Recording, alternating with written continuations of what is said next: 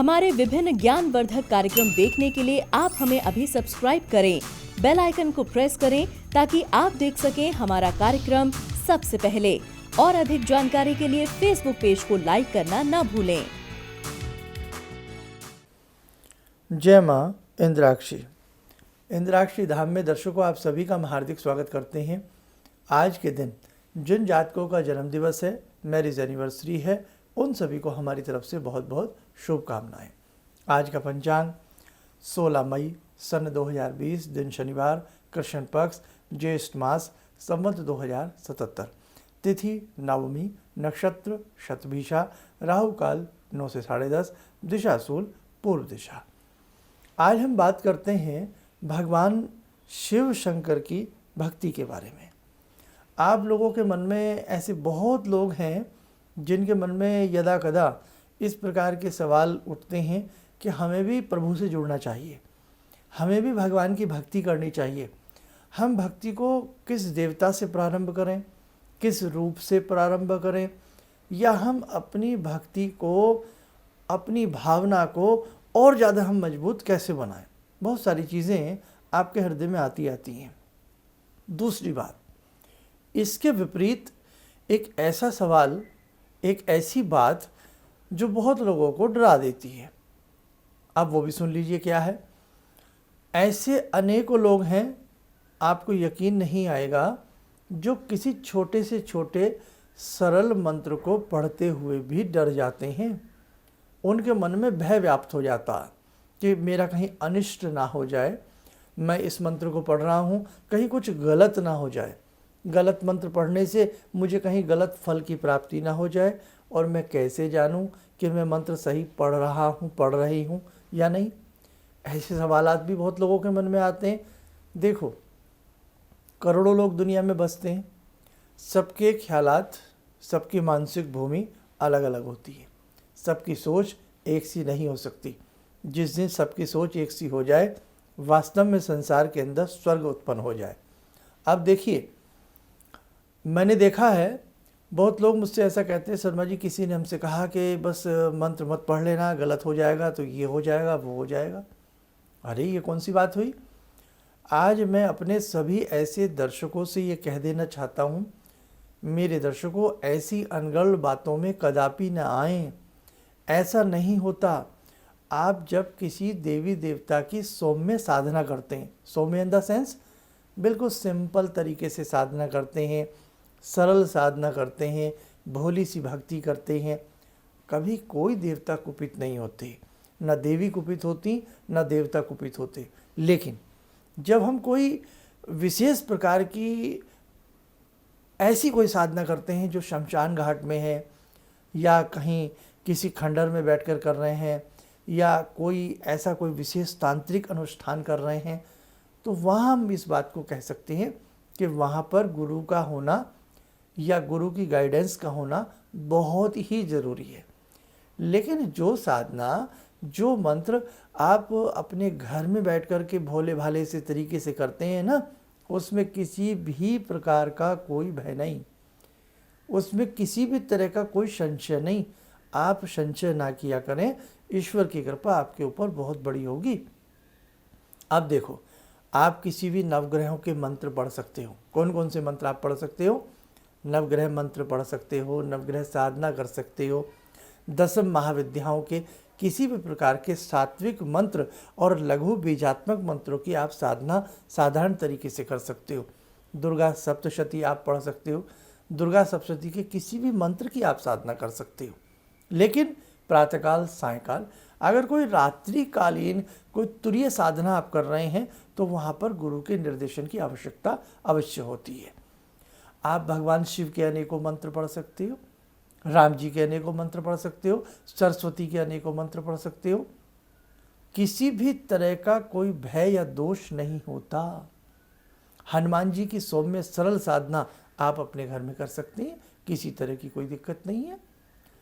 बहुत वहम, बहुत ज़्यादा वहम हमारे अंदर व्याप्त किया जा रहा है, आपको मालूम नहीं है। एक ऐसा षड्यंत्र, एक ऐसी विधि हमारे साथ अपनाई जाती है कि किसी भी तरीके से हमारे हिंदू वर्ग को बहुत लोगों का काम ही है तोड़ने का प्रयास करती हैं, नाना भांति से, कोई डरा करके, कोई धमका करके, कोई किसी विधि से, कोई किसी विधि से। मेरे दर्शकों, मेरे साधकों, सनातन धर्म का अवलंबन करने वाले जितने भी हमारे साधक भाई हैं, बहनें हैं, बिल्कुल ना डरें, बिल्कुल भी ना डरें। आप अपनी मंत्र साधना को प्रगाढ़ रखें। और इसी श्रृंखला में मैं एक बात और प्लस करना चाहता हूँ। अगर आपको कुछ भी न सूझे तो भगवान शिव की साधना सबसे प्यारी साधना, भगवती दुर्गा की साधना सबसे प्यारी, सबसे सरल साधना।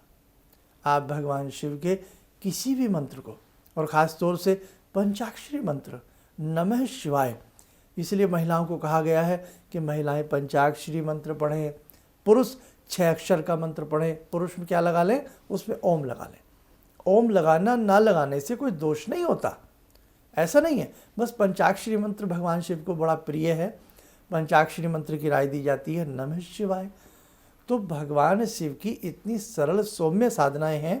यदि आप साधना लेवल को प्रारंभ करना चाहते हैं तो आप कर सकते हैं। और देखो, भगवान शिव की तो ऐसी ऐसी साधनाएं हैं मेरे दर्शकों, आप आधी रात करें तो कोई दोष नहीं है, कोई भय नहीं है, क्योंकि उनका नाम है शंभु, उनका नाम है आशुतोष, उनका नाम है भोला भंडारी। आप किसी भी तरह की भगवान की साधनाएं, और ख़ास तौर से शिव शंकर की साधनाएं, आप किसी भी समय, किसी भी रूप में कर सकते हैं। शमशान वासी हैं भगवान शिव। आपने देखा नहीं कि शमशान में भगवान शिव की प्रतिमा होती है अक्सर? क्यों होती है साहब? संहार करता है, अपनी गोदी में हमें समेट लेते हैं। हमारी भस्म को भी जब व्यक्ति संसार छोड़ता है तो उस भस्म को भी भगवान शिव त्रिपुंड के रूप में अंगीकार कर लेती हैं। उज्जैन में अगर किसी ने देखा हो तो उज्जैन में देखा नहीं कि मुर्दे की भस्म का अभिषेक किया जाता है। काशी में देखिए आप। कहने का भाव मेरे दर्शकों, भगवान शिव एक ऐसे देव हैं कि इनकी साधना स्त्री, पुरुष, बच्चा, दीक्षित, अदीक्षित कोई भी कर सकता है। किसी भी तरह का कोई वहम नहीं है। एक लोटा जल से प्रसन्न होने वाले देव आशुतोषी ही हो सकते हैं। एक लोटा जल से प्रसन्न हो जाते हैं। जिन पत्तों को कोई नहीं खाता, मदार के पत्ते, मदार पुष्प, मदार पत्र, भगवान शिव उन्हें भी स्वीकार कर लेते हैं। जिस जहरीले सर्प से सब डरते हैं, उसी को आभूषण समझ करके माला बना करके गले में पहन लेते हैं। देखिए आप, धतूरा, भांग, किस किस प्रकार के द्रव्य, कैसी कैसी चीज़ों को भगवान से स्वीकार कर लेते हैं जो त्याज्य हैं। तो कहने का मतलब, वास्तव में भगवान शिव वास्तव में भोलेनाथ हैं। तो महिलाएं, बच्चे, पुरुष, प्रौढ़, यंग, कोई भी हों, भगवान शिव की साधना आप किसी भी सरलतम विधि से, कैसी भी विधि से, किसी भी मंत्र को कर सकते हैं। न्यास अंगन्यास के साथ कर सकते हैं, विदाउट न्यास अंगन्यास के साथ भी कर सकते हैं, फल मिलता है। रावण शास्त्रों को ज्ञाता है। रावण मामूली समझ रहे हैं आप रावण को? रावण ऐसा विद्वान, जहाँ विद्वंता की बात आती है वहाँ रावण का नाम याद आता। विद्वंता की बात जब आती है, कैसा शिव तांडव स्तोत्र की रचना करने वाला वो रावण महापांडित्य। लेकिन खैर वो लीलाएं हैं, भगवान की लीलाएं हैं, वो तो प्रभु जाने। लेकिन कहने का भाव कि भगवान शिव की साधना करने से रावण ने न जाने क्या क्या प्राप्त किया। अनेकों ऐसे और भी देव हुए हैं, ऐसी बहुत सारी निम्न श्रेणी की यक्षिणियाँ हैं। ऐसे बहुत लोग हैं जिन्होंने समय समय पर, या ऐसे देवतुल्य शक्तियों ने या यक्षिणियों ने समय समय पर भगवान शिव से वरदान प्राप्त किए हैं। और तो और आपको क्या कहें, भूतादि संगे, आरती गाइए ना भगवान शिव शंकर की, भूतादि संगे, कि आपके साथ भूत आदि आपके संग रहते हैं। भूत प्रेत भी भगवान महाकाल की साधना करते हैं।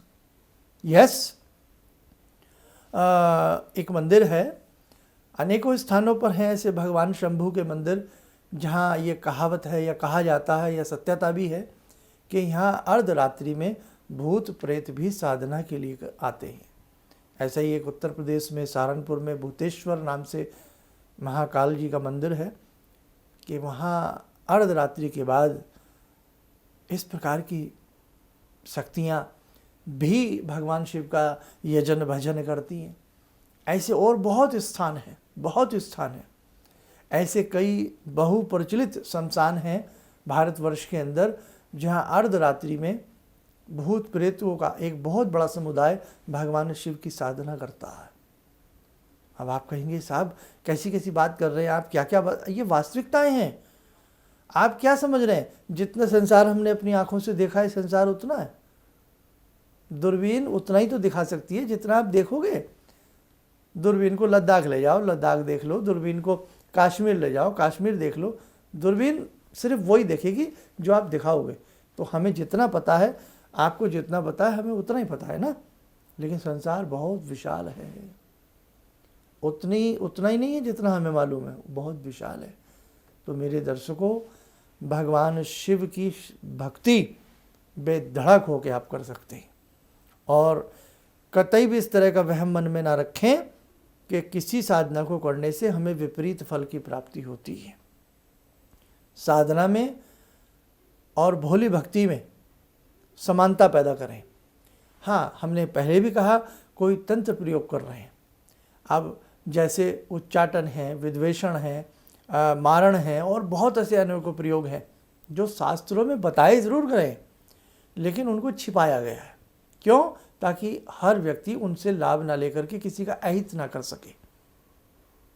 और ये इतना आसान नहीं है। बहुत जैसे जैसे आप गहराई में उतरते जाएंगे ना, तो ये विज्ञान बहुत गहरा विज्ञान है। मेरा बड़ा मन है कि किसी तरह स्थिति सब कुछ सामान्य हो तो बड़े बड़े ऐसे अनुष्ठान और ऐसे बड़े बड़े योजनाएं और ऐसे बड़े बड़े आपके साथ समागम किए जाएं जिसमें आप कम से कम एक लंबे समय तक हमारे साथ 1 दिन 2 दिन, अभी तो यहाँ पर आप हमें 20-25 मिनट सुन लेते हैं, तो आप कम से कम 4 घंटे 5 घंटे हमारे साथ व्यतीत करें। बहुत सारी चीज़ें, बहुत रहस्यों से पर्दा उठना है आप सबके साथ मिल करके। इसलिए बस अपनी बात में अंत में यही कहूँगा कि किसी भी मंत्र में आप कोई ऐसा मन में कमजोरी ना लाएं, मन में कोई वहम ना लाएं।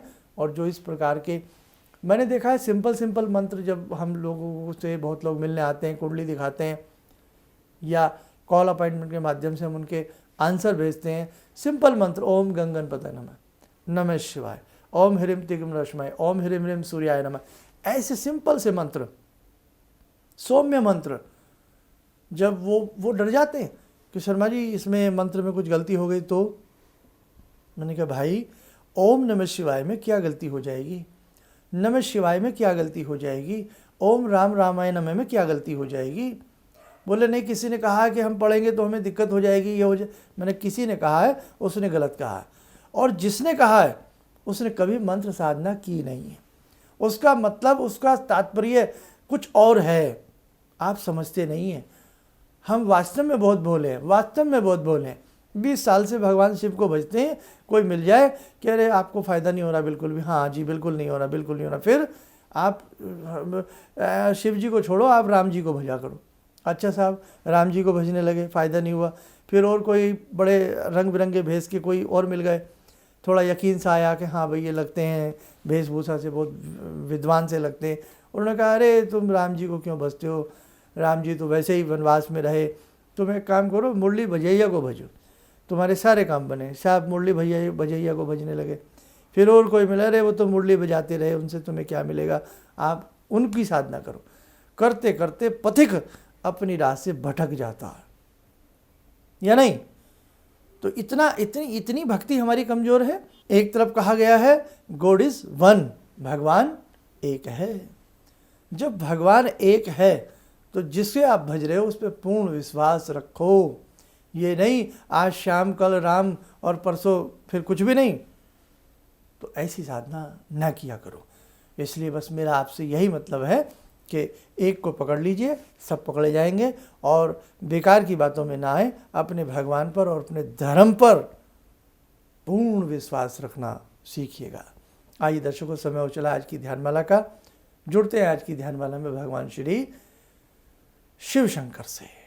ॐ आत्मा त्वं गिरिजामति सहचरा प्राणा शरीरं गृहं पूजा ते विषयोपभोगरचना निद्रा समाधिस्थिते सञ्चारपदयो प्रदक्षिणविधेः श्रोत्राणि सर्वागिरो यद्यात्कर्म करोमि तद्दखिलं शम्भोस्तवाराधनम्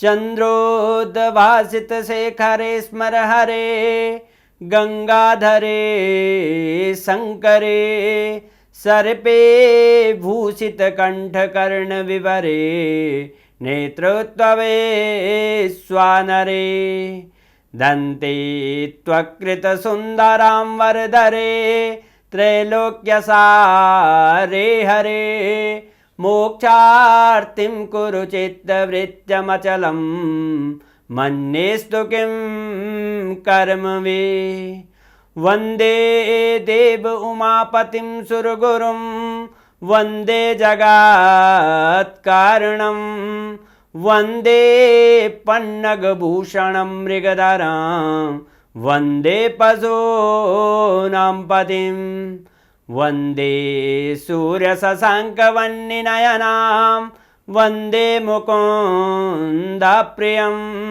वन्दे भक्तजनश्रयं च वरदां वन्दे शिवं शङ्करम् ॐ कर्पूरगौरं करुणावतारं संसारसारं भुजगेन्द्रहारं सदा वसन्तं हृदयारविन्दे भवं भवानी सहितं नमामि भवं भवानी सहितं नमामि। कवच बना लें, ध्यान करें, भगवान शंभु का आशीर्वाद हम सबके ऊपर बरस रहा है।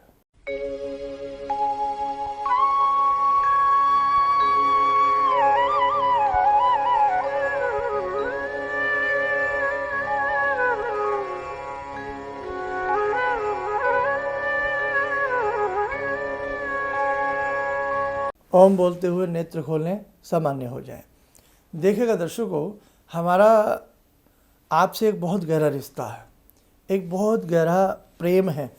ये प्रेम हम समझ सकते हैं और आप समझ सकते हैं। जो हमारे बहुत पुराने दर्शक हैं, साधक हैं, ख़ास तौर से मैं तो आपको समझाने का प्रयास हमेशा करूँगा और करता रहूँगा। और मेरी बात यदि किसी को कोई चुभी हो या थोड़ा अच्छी ना लगी हो तो भाई देखो क्या कह सकता हूँ इस बारे में। हमें अपने धर्म के लिए बहुत कुछ करना है, बस मैं आपसे इतना ही कहूँगा। और जितना आप प्रेम अपने आप से करते हैं उतना ही प्रेम हमें अपने भगवान से और अपने धर्म से होना चाहिए। जय माँ इंद्राक्षी। अब मेरा एक बेटा है जो चार्टर्ड अकाउंटेंट है अभी, तो वो क्या था, मेरी कोई बात नहीं मानता था। सालों तक मेरा उसका झगड़ा चलता रहा और मेरे जो जानकार लोग थे उनसे मैं कहता था भाई मैं इससे हार जाता हूँ, क्योंकि मैं इसे कहता हूँ सुबह जल्दी उठा कर, ये कभी उठता नहीं। क्या हुआ कि मैं आपसे मिला आकर, कुछ आपने उसके लिए भी उपाय बताए, जो सारे उपाय मैं ही कर रहा हूँ। और आपको सुन के बड़ी हैरानी होगी इस बात की कि जिस बच्चे को मैं कभी पूजा के लिए कहता था कि हनुमान चालीसा करो, तुम ये करो वो करो, वो कुछ नहीं करता था।